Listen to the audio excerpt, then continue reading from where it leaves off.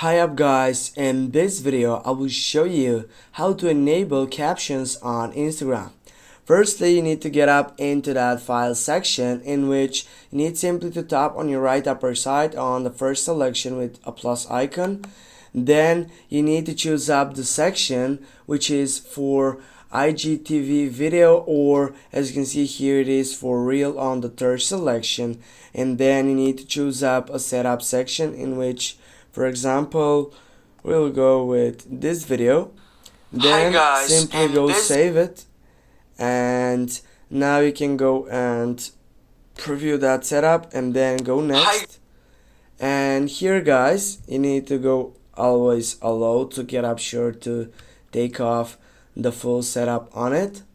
You need to simply get back if you, for example, have problems to get up on this section.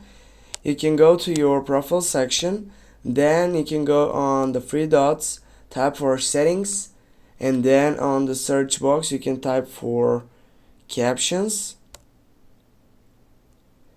And now you're gonna go for captions, and here as you can see the caption side has been turned off.